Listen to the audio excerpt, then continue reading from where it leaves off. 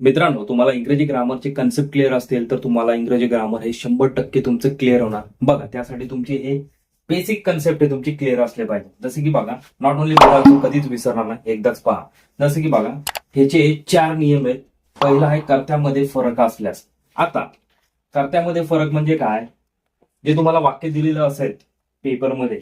जसं की बघा, आता राहुल टूक एज्युकेशन, हिज सिस्टर टूक एज्युकेशन. आता ह्याच्यामध्ये फरक कुठं आहे? राहुल हा कर्ता वेगळा आहे, हिज सिस्टर हा कर्ता वेगळा आहे. पण तुम्हाला आता नॉट ओनली बटनचं कुठं वापरायचंय?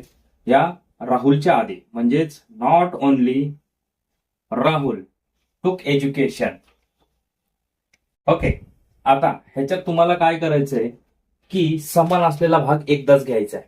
काय? समान असलेला भाग एकदाच घ्यायचा आहे. मग नॉट ओनली राहुल हे सोडा, इथलं काढा. थांबा, हे पूर्ण लिहितो म्हणजेच तुमच्या लक्षात येईल. Not only Rahul but also. बघा,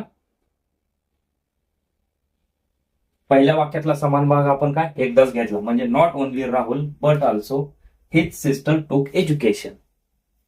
फरक कशात होता? कर्त्यांमध्ये. इथं राहुल होता आणि इथं त्याची सिस्टर होती, पण समान भाग काय होता? टूक एज्युकेशन. मग त्याला आपण एकदाच घेतलं.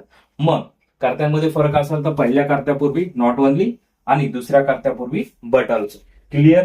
त्याच्यानंतर क्रियापदांमध्ये फरक असल्यास. आता बघा, इथं राहुल वेगळा आहे, सॉरी इथं राहुल आहे, इथं त्यासाठी काय वापरले? ही. आता इथं कर्ता काय आहे तुमचा? सॉरी, क्रियापद. आता इथं क्रियापद काय? वेंट. आणि इथं क्रियापद काय? टूक आहे.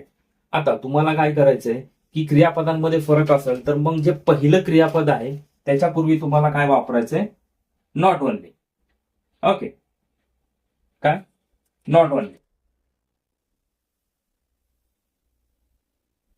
Rahul not only went to school. आता इथं काय करायचं तुम्हाला?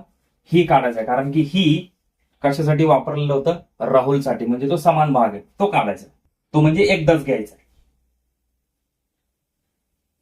But also took education there. म्हणजे Rahul not only went to school but also took education there. बघा, नॉट ओनलीचा अर्थ काय होतो? लिहून घ्या तुम्ही.